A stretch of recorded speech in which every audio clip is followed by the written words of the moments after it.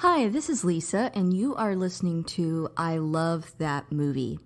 This podcast is for movie lovers. It's not an unbiased opinion, it's not a straightforward review, it's just a couple people talking about a movie that they love.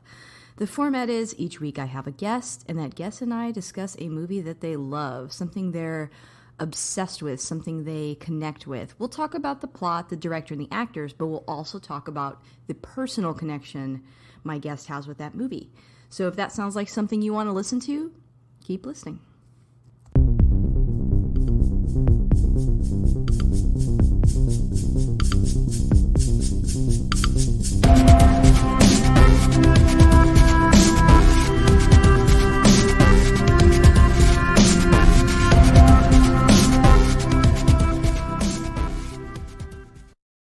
Hey, this is Lisa, and you can catch up with me on Twitter. You can find me at ILTM Podcast. I'm also on Instagram at I Love That Movie Podcast, and we have a Patreon. Show is always free, but you can support us on there if you want. Right now we're covering She-Hulk, so if you want to hear my thoughts on She-Hulk and other shows that I'm watching, you get a weekly bonus episode by signing up. Want to take a moment to thank our top patrons. They are Chris Balga, Jeff Widman, Philip Barker, Michael Cross, and Josh Johnson. Thank you guys so much for keeping the lights on. And if you like what you hear today, please subscribe and rate the show wherever you're listening. It does help new listeners find us. And I have a returning voice. You actually just heard him on my Patreon episode recently. I've got Stu. Say hi, Stu. Hello there. Stu, you are back. You requested to come back because you wanted to talk about a Halloween movie, or not a Halloween movie, but a spooky movie. It is spooky season, and so my guest always picks the movie. What movie did you choose to talk about today? I picked James Wan's recent unexpected dark horse masterpiece of Malignant. Yes, I agree. It's a masterpiece. I'm getting ahead of myself, though. I got so eager to talk about it. I forgot to say you should introduce yourself. So why don't you introduce yourself a little bit, and then we'll come back to Malignant. Stuart Little, love movies, obviously. I've been on the show a number of times. I'm Scottish, as you can hear, and that has influenced some of my choices at times. In fact, the original movie I was going to do would have been another one in that length, but we went for the spooky few instead. So, look, I think about maybe now I think about it, there's not a lot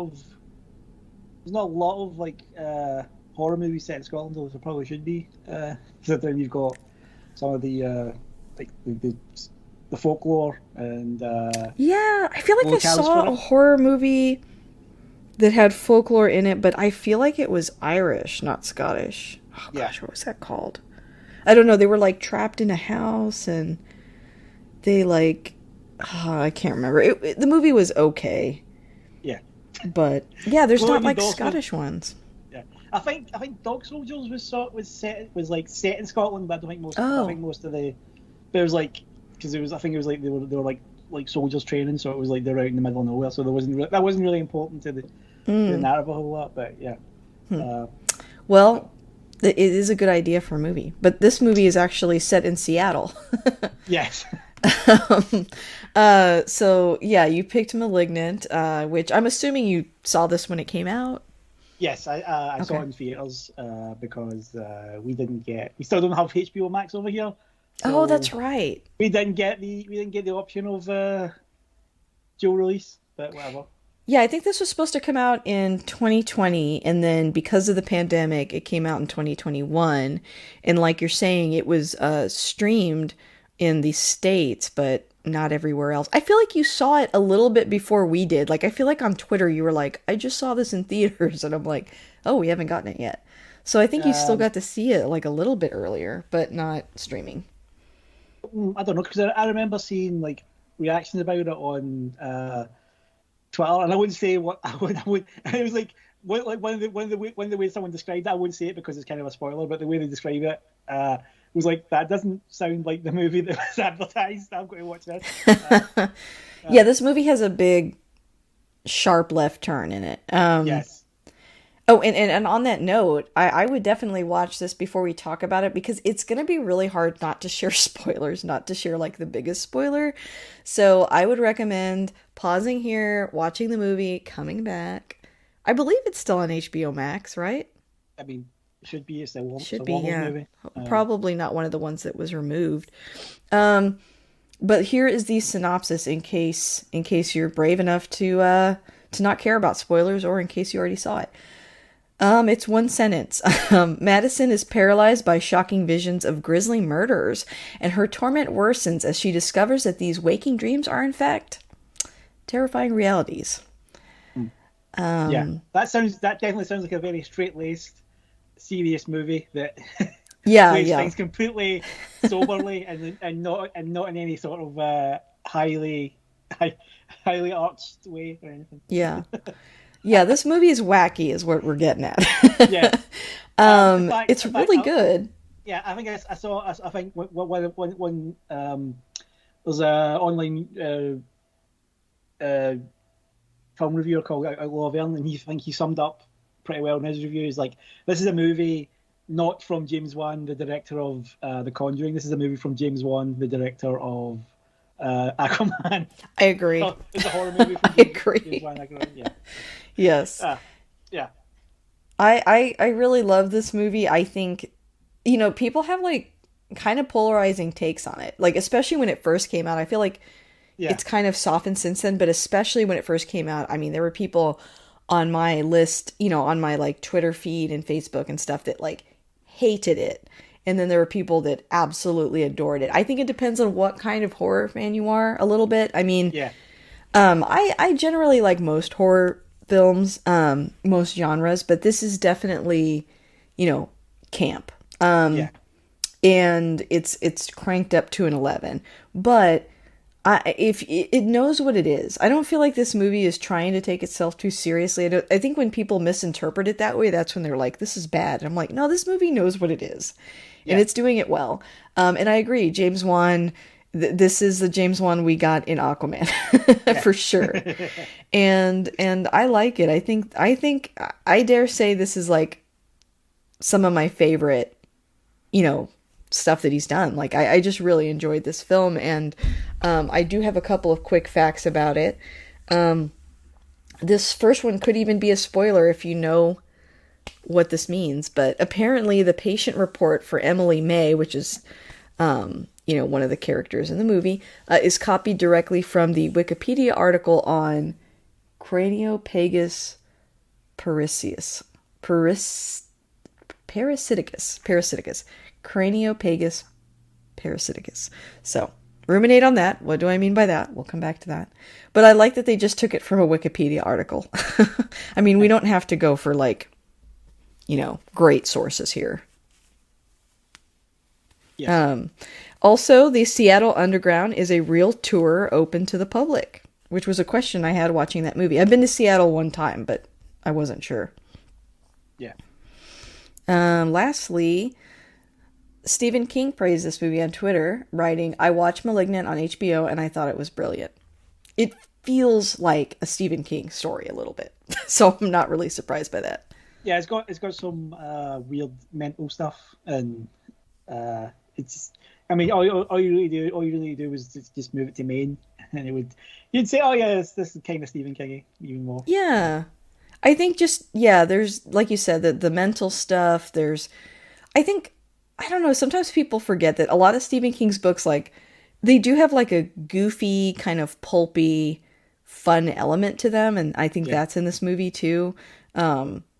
He's got some straightforward, serious horror, but a lot of it is kind of like this, where it's kind of goofy, and I like that. So I can see why he liked this movie. But now, are you familiar with this cast? I was looking up the main character, Madison, who's played by Annabelle Wallis. Who starred in Annabelle, but not as Annabelle, which... That's right. It's like a missed opportunity. And she was also in... Any sense. And she was also in Tudors and in Peaky Blinders. Two shows I don't watch a whole lot, but I know are very popular. But I think she did such a great job. She has sort of a Jessica Chastain look to her in this movie. There's something like really striking about the dark hair on her. It kind of almost looks like a wig, but but she's got an interesting look in the movie, and I don't know. She does a really good job as a central character. I mean, she does sort of look sort of gothic. Yeah, yeah, yeah. Yeah. There's something about when people have like really light hair, like blonde hair, and then they dye it dark, it always looks like that contrast just looks extra gothic somehow. Yes. But the rest of the cast I'm not super familiar with either. I do like the performances from the whole cast, you Yeah. know. Kiko Um, Shaw. Oh, go ahead, go ahead. oh yeah. I was going to say that. Yeah. Just the yeah. Kikoa Shaw's partner, her actress I'm not sure if this is right, Michelle Brianna White or Nicole Brianna White. I'm not sure. She was just in this week's episode of the episode of Atlanta. Oh. As Ernest's aunt, and she was really funny in that. Oh, okay, cool. I need to watch that show. People always tell me to watch that. Yeah. But yeah. It's largely like I didn't really I didn't really recognize anybody for the most Yeah, part. yeah. I liked the detective in this one. I guess he's Yeah. played by George Young. And I liked like the doctors, like the people that played the doctors, because they get to do some campy stuff. Oh, Madison's father in the flashbacks. Well, when I say flashbacks, it's like the home videos. Is played by Andy Bean, Oh. who was one of the who you'd know briefly from the beginning of Chapter 2. Oh, okay. You remember Did him? not realize that. He was the older version of. He's the one that's okay. Spoilers for it, Chapter 2.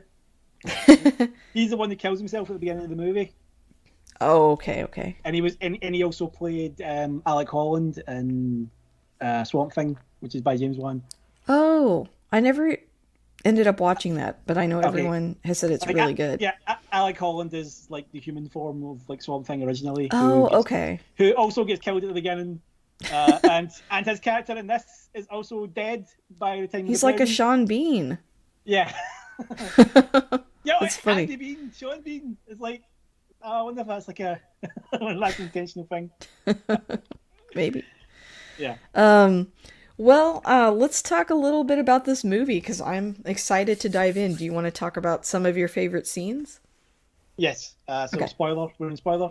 Yep, go for it. Spoilers all around. Okay, so just talk about it. The opening scene.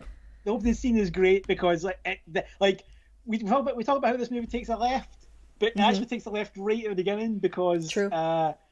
when you watch the trailer, like just watch the trailers for these things, and like you also get and like it sort of hints at what's going on with the plot. There's a separate killer, and Madison is like somehow connected to them.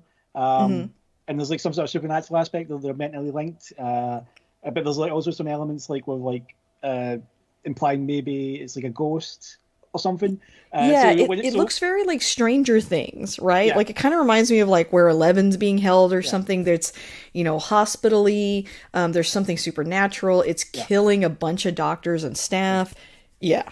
But you get this then you get this and it all seems like from the trailers and marketing, it all seems like sort of very, like I said, straight faced. But then you get this opening and it's like kind of camp. It's like definitely deliberately going for a B movie thing with the way the acting is. Like everyone's just kind of like everyone's really pronounced and like the way people deliver exposition. Like he's drinking electricity. Yeah. It's like not very high tech jargon. And when that security guard gets his arm broken and he's like and then you get like what the heck? And then you get like the first sort of glimpse of Gabriel behind the plastic sheet, so you can like if you were like really like paying attention, you could probably guess what what the plot was because the twist was because it was kind of shown here. But it's still kind of you're getting a lot of hints that and we also get the doctor saying just straight up looking at the camera and saying it's time to cut out the cancer, and then it goes dun, dun, dun, dun. It's like a ridiculous.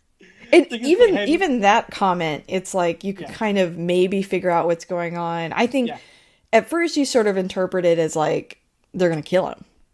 Yeah. But it could also be interpreted as something is being removed, right? So we don't know, and then it kind of time jumps 27 years later. Yeah. And can we also talk about the fact that the doctor clearly had been waiting for the opportunity to use that line? because not only does she say it there, but then later in the movie when you see the videos of the operation, just as about to prepare, just puts mask and says it's time to cut out the cancer, and it's like we heard you the first time. Yeah, it's like, why are you so addicted to that phrase? Also, later, when her name's Dr. Weaver, it says Yeah, she specializes in child reconstructive surgery, which I don't think is how you would phrase that, but anyway, child reconstructive, that doesn't sound yeah, right. But yeah, she really loves her work. She's yeah. an interesting person, possibly evil. We'll talk about that. Well, yeah. I think she's mostly good, but there's definitely questions about that hospital and what they're doing because Yes. there's definitely other stuff. There's definitely other stuff going on there, and it's like this big ominous giant building that's on the edge of a cliff. Again, that's another aspect that it's like you wouldn't need to do that in most other movies, but James Wan's like, yeah, I'll put a giant hospital inside of a cliff, and the dude Yeah. looms like ridiculously large over it. Right, it's giving like government conspiracy type Yeah, stuff. Like it doesn't seem like they're being open and honest about what they're working on. And yeah. yeah, for sure. And I don't, not to say that government buildings are in the sides of cliffs, because that part's silly, but Yeah. but you're right. There's something possibly sinister to their work. We don't really know. It's not really Yeah. explained, and frankly, it doesn't need to be. But But yeah, sequels in which I demand at least two I would sequels. love a sequel. I would love a Because sequel. there Yeah. is definitely like I said, questions about that, but also stuff like okay, so if you can maybe you can sort of like massive suspension of disbelief. You can sort of accept the whole possession thing of the and like of the conjoined twin and stuck in the head and all that. You can accept that, but then but then you have to ask like, okay, so where does his ability to control electrical devices come from? I know they don't really explain his supernatural powers. Only Cause they talk about how her dad, how their father was like evil and like the straight up say like pure evil. So it's like, is there something about him? Is there more to his story? Is he like a supernatural being? Was he a demon or something? Because yeah, they don't really go, true. okay, where all that comes in. That's like something you could explore in the sequel. I agree. I Yeah, agree. but But yeah, yeah, we have that scene. We've great also way to got, open it for sure. yeah. Yeah. We've Absolutely also love it. got you also got the massacre in the police station, which Yes. is that My is amazing. gosh. Yeah. Totally amazing. And it's like it's kind of funny because like when Madison gets put into the holding cell with all the other all the other prisoners, and like again this is like where like the whole this movie isn't. This movie is having fun because it's like just look at everyone who's there. And it's like this is massive motley crew because there's like a woman there who seems to be some sort of gangbanger. There's a Yeah. woman there who looks like she was like time traveled from 1970s. Yes, people look really cartoonishly over Yeah. the top, like Yeah, caricatures. and Yeah. and best of all was Zoe Bell as a character named Scorpion who is wearing a lot of denim and has like a mullet. And it's like, Yeah. You're like, that because person is not in prison. I don't feel like yeah, these are reflective of real prisoners. It seems more like an 80s movie of yeah. what bad guys are. Yeah. Yeah, and because you know Zoe Bell is like accomplished like stunt woman and has done all stuff, so her presence suddenly in this movie, you just know shit is about to go down. Exactly. 100%. Yeah. And then we have the whole fight in the so we have all that, and then you have the massive fight in the bullpen,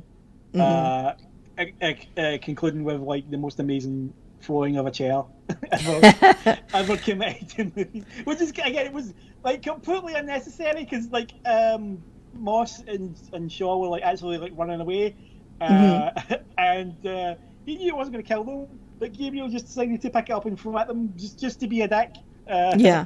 because he could. So I have to ask, like, when we haven't talked about the twist yet, but did you Yeah. figure this out? Like, so, okay. It's called Malignant, right? And Yes. Madison, like you said, she's loosely connected to these murders, and the movie starts after that scene of her like being pregnant, but then she loses the baby.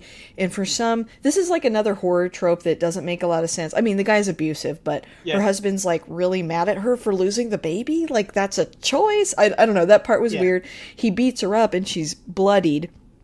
And Yeah. then that's when all these murders start popping off. And we're all kind of wondering, like, you know, is Madison doing this? But we're hearing a male voice, so how could she be the one? And then later it's revealed she's got this parasitic twin in her head, and that's who's doing that. Now, Yeah. did you kind of figure this out before it was revealed, or was that like a surprise to you? Yeah, that was a surprise because like it was like I think I actually had maybe possibly a weirder theory based on I want to early hear things. it. Because since it was called Malignant and because it was like time to cut out the cancer, I was like thinking and like since I heard this movie like bonkers, I was like, are they going to go with like they cut out a tumor but the tumor survived and then mutated into a A vengeful tumor. vengeful humanoid killing machine? Because that was the, I love that. I would watch that too. So here, I didn't have it completely figured out, but I noticed that, you know, when she was beat up and her head was bloodied, I noticed that blood, like, never healed. So I knew something was in the back of her head. And then my husband was like, have you noticed that this killer's, like, moving backwards? Like, he said that, like, before we even saw, he's like, their hands are backwards. And, like, he hadn't figured it out yet, but he was like, why is it moving backwards and stuff like that? right. I think by the time we get this prison scene that you're talking about, or jailhouse scene, you know, that's when we know. And I think when we know that Gabriel's on the back of her head and causing her to move backwards, it just makes all that stunt work you're talking about even more fun. Because it's so absurd and ridiculous looking and weird. And yeah, by this point in the movie, I was like laughing and having fun and just Yeah. truly enjoying it. And that's probably where, you know, some people are like, well, this isn't realistic and this is silly. And it's like, yeah, it is, but it's great. Also, when I saw Gabriel, I have to say, I screamed. I was afraid of Gabriel. Yeah. He's horrifying. But I honestly thought he looked kind of scary, but also kind of, again, campy and like silly. Yeah. And I loved it. Yeah, because and like the movie does like kind of throws you from side to side in terms of like what's going on, because that first kill with the husband, it does play like there's a ghost from the way everything's depicted, and then but then it's like not very long after they actually showed Gabriel, well, to the extent that they do without giving away that it's Madison, like, as an actual like physical presence, like living in this mysterious attic, which again that was like that was an amazing reveal as well. Yes. Because like especially the fact that like we just had that scene where Madison is like is talking to the psychic, and she's sort of remembering Gabriel, and then it does any play like ominous music, and then it cuts to a wide shot, establishing shot. So you think, oh, we're going to do a different location here, and you have Jane Doe trying to escape from the wall, and then she falls down, breaks through the floor, and then like out of nowhere she's like smashing through into Madison's living room, and it just cuts back to Madison's reaction. It's just like just pauses, and then she just gives like ridiculous loud scream while the music plays. Oh, that's another thing. Like the music is great, and like the fact that she's playing that version of "Where Is My Mind" over it, which took a couple of times for me to recognize that. Yeah, I was like, oh, that's the Pixies song. You know, I did notice it. I think because when I was younger, I was like obsessed with Fight Club. I know, y'all, that's really weird to say now, but I did really like that movie, so I liked that song. Yeah, and like that's like yet another clue about it. Where is my mind? Because she's not. Her mind is literally being taken. Her mind is literally being like shoved out of her body for a bit, so Gabriel can take over. But just the fact like when Gabriel like it just the movie did seem to like jump around a lot from supernatural ghosty things to like freakish, weirdly moving, spindly. Yes, I really liked Gabriel's weapon, which is I guess Weaver's trophy that he turns into that weird knife thing that becomes. I loved that. Yeah. That was like, great. it's Yeah. also funny because it's arguably kind of unnecessary because like he's going around like ripping people like he's like depicted as like so strong he just like snap people's necks and all that, but he really wants to like make a mess of everybody. Yeah. Yeah, basically his motive is he kills anybody that gets too close to Madison. Yeah, And yeah, I love that. I love, like you were talking about earlier, I really like the scene where we get footage from her childhood, and we for yeah, a while we think Gabriel is like an imaginary friend. I thought that was like another fun, like there's a lot of fun little scenes within this movie that are like different tropes from different horror movies, and I thought that yeah, was like a really good one too. yeah, But yeah, by yeah, towards the end we're like, okay, Gabriel is just like this evil parasitic twin, yeah. and for some reason he's got powers that are Yeah. never explained, but very entertaining Yeah, nonetheless. and like the jealousy thing is quite good, and I actually really like Maddie Hassan as the sister Sydney. She's good. Yes, yes. She's good comic relief. Because like she's like again, it's like there's like just a good balance of like the family drama between them and like the humor she brings to it. It's including like that scene where like after the husband's been killed and Madison's like in the house alone and she's in like the bedroom and like the camera just pans over and there's like Sydney just like looking in through the window and it's like like probably like the funniest jump scare because it's like Hmm. she didn't really do it. She just like sitting there and it's like Jesus, and then just the fact that her interactions with Kakoa Shaw where she's like trying not she keeps unintentionally flirting with him Yeah. and getting embarrassed about like when like oh well if Madison if you check this out and if you're wrong then you can you can lock Madison up and you can put the handcuffs on me and then there's like awkward pause. Yeah. Yeah, Yeah, I like the sister, and this is like the big turning point for Madison too. So we find out that Gabriel really hated when Madison's, I guess, like adopted mom was pregnant because, again, competition. He wants yeah, to be the only sibling, so he doesn't like the new sibling and wants to kill her. Which I agree, like she's really good comedy relief, and like also she gets like so screwed up, like thrown in that bed and things on top of her, and somehow she like survives all that, which I'm like, I don't know that that's realistic, but she's kind of like her turning point. That's how she's able to fight back against Gabriel, the love yeah, of her sister, which I think is kind of cute and like different from a lot of horror movies centered around like a love interest, but this time it's like sibling love, and I think that's kind of cool. yeah, I like when movies stray from just like the romantic stuff, yeah, just because the romantic stuff is so overdone. yeah. And so I liked that part of it too. Yeah, and she's just like some of the ways she's like trying to like help. She's trying to she's trying to like insert herself into the investigation. And she's like Yeah. suggesting that, oh well, maybe it's a psychic. I mean, you consult psychics all the time, don't you? It's like no, we don't do that. And she's like, actually, no, I'm pretty sure you do. I mean, I played the psychic once on a TV cop show, and they said they do it all the time. And like, no, that's not. It is true, like in a lot of like horror movies, they consult a psychic and they act like that's just part of investigation, and you're like, Yeah, it's not. yeah. But yeah, that's pretty funny. Yeah. And again, like when she goes to investigate the hospital, and she's she's going to go into she's going to go in the basement. She's like, oh no. Yeah. That again, that was quite funny because like that whole scene is like you kind of expect there to be a big jump scare in that moment, but it's eerie, but she gets what she needs. And then it just cuts to her going to her mother and just to watch the video because she's the only person she knows apparently with still with a VCR. Hmm. Well, I mean, there's not a lot of people with VCRs anymore, I guess. Yeah. But yeah, also interesting that yeah, we meet the mother and then she dies like immediately, which again, I feel like is another trope. But Wait, what? What? don't we meet Madison's mother in the movie too? And Uh, she dies. that I thought. no, Oh, she doesn't die. oh, I thought she died. Okay. She's a woman leading the tour on the underground tour, and she's still alive at the end. Oh, okay. I thought she died. Because remember they I go made that up. yeah. But Sorry, y'all. I thought you were talking about her adopted mother. Oh, yeah, Uh, I probably am. Yeah, I probably got them confused.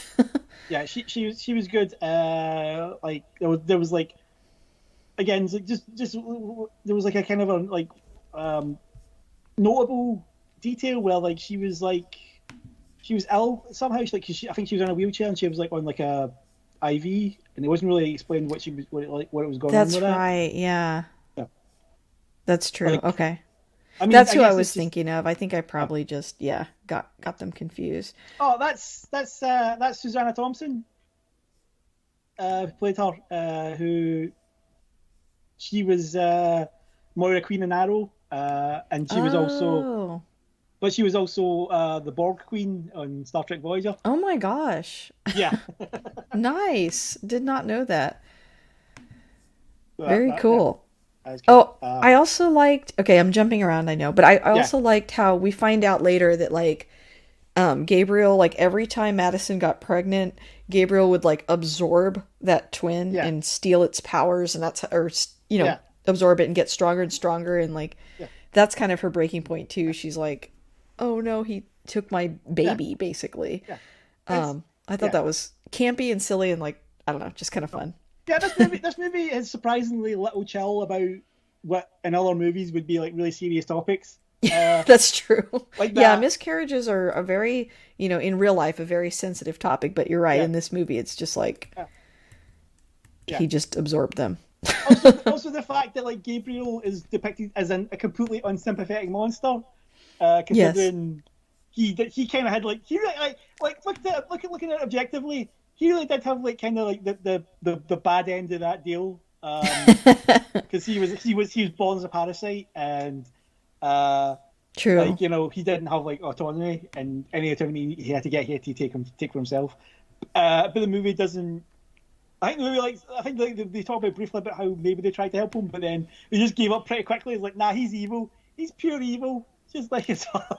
Right. You have a good point. Like, there's not a lot of moral consideration about Yeah, cutting a person out of another person and not giving them yeah, any choices. yeah, Like you said, he has no autonomy, but and he's so horrifying. Like when you finally get to see him, he's so scary looking. yeah, I love the way he looks. yeah, yeah. And like it's also the fact that like the twins are like a product of sexual assault on a minor Oh, as true, true. well. Again, that's very serious, and like I'm not saying the movie makes light of it, but it does like I mean it does kind of use it Yeah. in a very Hollywoody, well, not Hollywoody, but it's like very high concept. Like this is pure evil, and it is pure evil. But like again, it's like the whole thing about they don't really tell us a whole lot about the father, and like there's like Hmm. whole mystery about who he was and if he has anything to do with why Gabriel is the way he is. I think a good way to go would be if it was some sort of like cult, Uh, thing, or, maybe, like you said, a demon or something like that. That would or add some sort another of layer to it. mutant thing, Yeah. and that's why the hospital was sort of like looking into them. Um, Yeah. But you're right. There's a lot of like what are in reality pretty sensitive topics, but they're not yeah, handled very yeah, sensitively. But I would say again, like it's probably because a lot of these are tropes in like yeah, horror movies that yeah. they do gloss over. Well, well, there used to be kind of like in like the mainstream, there was a lot there was a lot of like not a lot of like ambiguity or like Yeah. consideration of that stuff, and these days like with elevated horror and all that, like there's definitely seems to be more of a push to be more socially conscious. That's So true. and so in a sense, this movie's very refreshing in the fact that it kind of is very old school like that, where it's just. I don't think it's making any comment at all about these things in real life or these people or people who like enjoy them like that. It's just like that is very. It's just it's a good hook for what they're Yeah. doing. Uh, Exactly. Like I think this is more like, yeah, it almost, if it wasn't a movie, it could be like an episode of Creep Show or something. It's just like silly, fun horror, like old school stuff. yeah. Yeah. And also apparently like a big inspiration. Well, there's kind of been I think you might have confirmed it, but there's been speculation that one of the influences on the movie was like Italian giallo films, Oh. which were these old. I've never seen them, but there were these old like from 70s and 60s, 70s, 80s maybe like Hmm. Italian like thrillers, like not horror movies. Well, maybe a little horror movies, but like there was never anything like this. Um, fantastical. It was more just like serial killers and that. But apparently like a lot of the way Gabriel was dressed and like the way the camera angles are done and all that. Apparently that's very in the vein of Giallo. Oh, okay. That makes sense. Yeah, I could definitely see that. Uh, so what else? Yeah, I don't know. I feel like we covered a lot of it, like really rapid fire. I mean, it's only 111 minutes. It's a little under 2 hours. Yeah.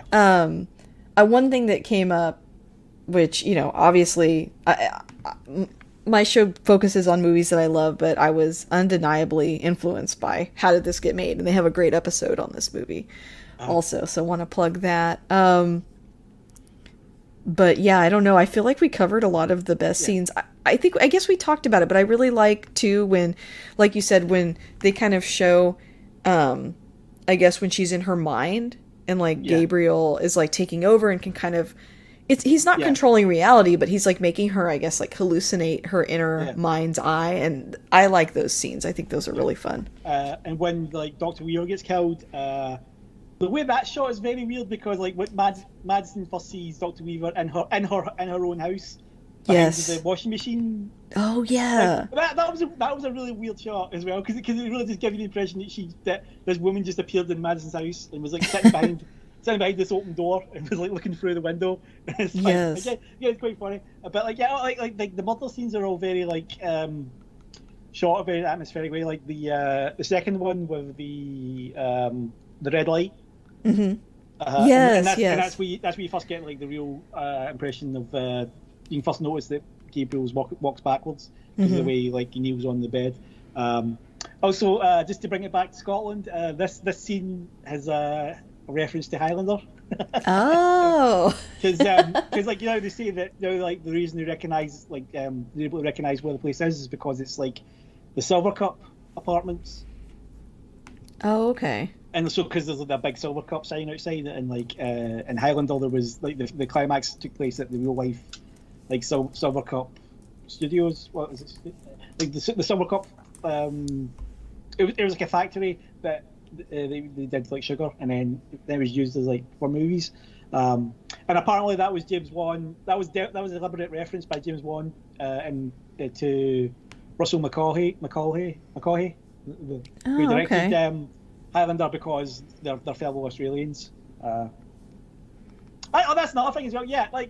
Australian directors, like, they seem to bring like just this batshit energy to these things because like him and was it Leigh Whannell who did Upgrade. Oh, I still haven't seen Upgrade. If you like Malignant, you'll like Upgrade. Although, you like Upgrade, because that's the movie. You know what that movie is? Yes. The guy gets the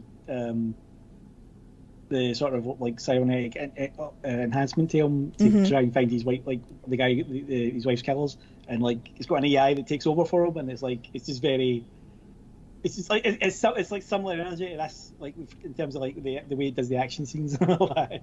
Yes. I also really like the CSI character. Oh yeah. The one who's clearly got like a crush on Shaw.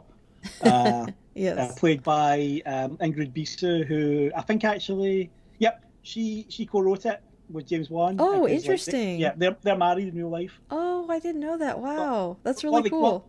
Well, they came up. They co-wrote the story. The screenplay was by someone else.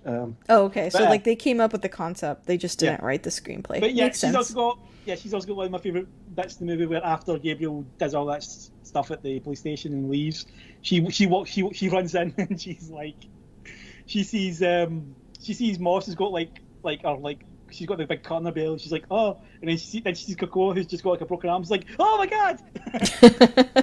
And she gets the phone out and she's like, wait a minute, why am I dialing 911? Because she just realizes that would be completely pointless in this situation because all the cops just got their asses handed to them. Yeah. She's really pretty. Yeah. But yeah, yeah, that's the other thing. Is like about Moss and Shaw, like they're dynamic. Where like Shaw's he tries to hear everything out, Hmm. where Moss is just like she doesn't like take any of it. She's just constantly like from like the beginning, she's just like blames Madsen, and like Yes. and weirdly even after they have that phone call with Gabriel, she still sends Madison into the holding cell. Which I guess is Yeah, like you're like, how can you not tell that's not her voice? yeah yeah But it's like that's how yeah those kind of movies are, like, yeah you know. So, yeah it's a total coincidence all those light bulbs exploded. yeah, Right. yeah, complete coincidence. Like, nothing suspicious here. Yeah. Um, and like just I love just like just yeah again just you can't really it's all like the little things in this movie that make it great like just like little extras that they didn't need to do but they did it anyway like when for the climax when they go to the hospital and room and like there's that one security guard and then Gabriel just makes the guy's like, pacemaker explode just again Gabriel doesn't need to do this because he can just walk up and just like snap people's necks but He he's just just like in a loves, yeah, theatrics. he's just on a tear. And she also, yeah, but yeah, it's like again for that questions like at the end of it when everything's been resolved and Madsen just makes the hole in her chest heal up. Like, Yeah, yeah, I don't. yeah, You gotta love it. yeah. So yeah, so yeah, I really hope that there is a sequel at some point. Apparently, it didn't. Apparently, because of the dual release thing, it didn't Uh, do well enough. But like maybe if Aquaman 2 does well, he'll have enough clout to ask for it.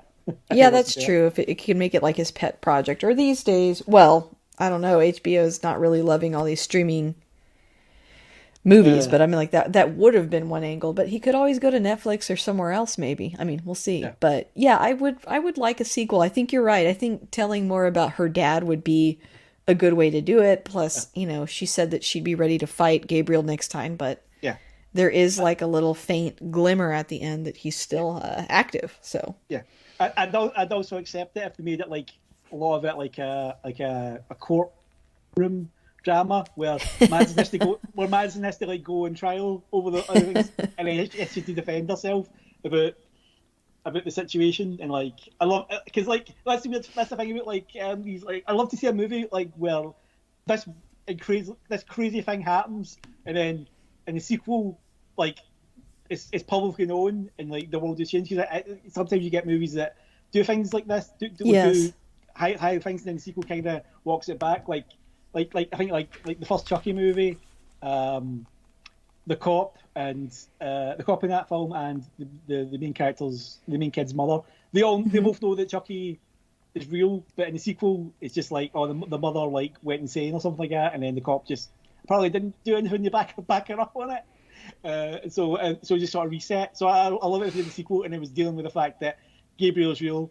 and he's sort of a known quantity, and he's like, if you get like a scene where you have to actually like call him to testify. So Madison's like on the stand and Gabriel's head is let out, and he's just like ranting on the stand about his lot in life and why he killed all these people. That would be great. And then he could have like a big courtroom massacre scene where he jumps up and he's just like attacking all the jurors and all that.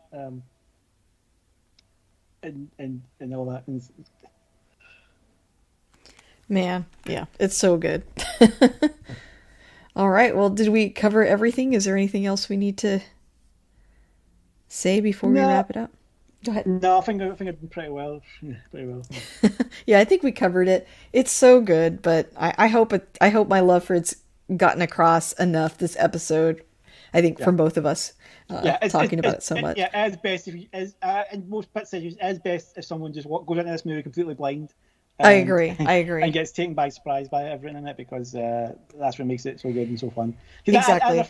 I had a friend who like I was trying to convince to watch it, and he was like he wouldn't watch it unless I told him some sort of spoiler to try to convince him about it. And then I said, no, I'm not going to do that. And so, well, if you don't tell me, I'll go look up myself. And I had to be like, well, I don't want to spoil too much of it. So I had to tell him enough. And then Yeah. they went and looked up some stuff anyway, just to. So yeah, he's kind of Well, good some like people that. do that too when they're kind of afraid they're going to get too scared. You No, know? he's not the type of person. Oh, he just had to know. Yeah. Or Did it pique his interest when he found out the twist, or? Yeah, and Okay. especially especially when there's like clips floating about of the fight scenes. But like Yes. he is kind of like that annoyingly, like The Last of Us. Mm-hmm. Oh, you know what? I shouldn't say actually because the TV show Is a will spoiler? cover. Oh, okay. Yeah, Okay. well, Okay. basically there was something. Basically, before The Last of Us came out, there was the game that is. There was speculation about how it would end. Oh, okay. And like he had this rule about playing the game, and no matter how much I recommended it to him, and he was like, "Does X happen or Y happen?" And I'm like, "If I told you that would be a big thing." But he was like really adamant about he's really adamant that if either of those two things happened, it would bother him and he would put him off it. I had to basically confirm for him no. I had to basically confirm for him no that X happened and Y does not happen. So then he went yeah, and it's like. And it's like, and like it would have, and like in my opinion, like if for the story that Last of Us, the possibility of X or Y happening is what makes the ending good and interesting for what it is. But yeah, Yeah. I'm pretty bad. So my husband gets on to me because I do sometimes look up spoilers yeah, on a show or whatever, and I'm like, oh, I looked it up, and he's always like, "God, please don't tell me," like, you know. So I kind of understand where your friend's coming from a little bit, but yeah, I agree with you. This movie's better when you go in blind. I think that's probably that. I mean, I always ask like what your pitch is, and I think that's a pretty good pitch. Like, don't look up a whole lot about it. I mean, I guess you could say yeah. it's campy and fun, but don't look up like what it's about. Since we're in spoiler territory, I might as well say that like the thing that I read that like intrigued me piqued my interest about it was that someone tweeted that it was like it was like a weird horror version of Spider-Man or Venom. I can see that. Which kind of is, yeah, because Gabriel does kind of fly about. True, like he is kind of like a symbiote a little bit. Yeah. Okay. That's another good way to pitch it. Yeah. It's I would say like Venom. yeah. And I would normally I say like what made you see this so many times, but I mean this movie only came out a year ago, so yeah. you've probably seen it a couple times, but I saw it in theaters twice, and I awesome. watched it on streaming a couple of times as well, including fast. So. Yeah, I've seen it a couple times. It's good to go back to for those zany moments, and just the general wildness of it. Yeah. Yeah, I feel like it's a good movie for like a Halloween lineup if you're watching. I mean, I think it fits right into the mix of like. I know you said it didn't do super well, but I feel like I hope at least that it has sort of like a cult following. I think there always is kind of hope for like sequels to horror movies because horror movies tend to like be very cheap. Yes. Not as budget intensive. So there's always a chance of like if you feel that. Especially since I think the fact that like if the movie like that's paradox of the movie is that I think if people like it works because you don't know what was going to happen, but because people didn't know what was going on with the movie, it maybe didn't grab their attention as much with the promotional stuff. Mm-hmm. Even though you think that with James Wan's pedigree, it would have had more of a thing. But again, also there's also the pandemic and the fact that it was a dual release meant that. There's a lot of people who aren't like paying ticket prices to go see it because I think that yeah. So the box office wasn't great, but yeah, that is the weird thing about streaming is like it does seem very like complicated to like try to figure out like what the worth is of a movie in terms of just the streaming stuff because obviously it brings people to the streaming service as like just one piece of content, but in and of itself is it making enough? Yeah. Yeah. I really enjoy it, regardless.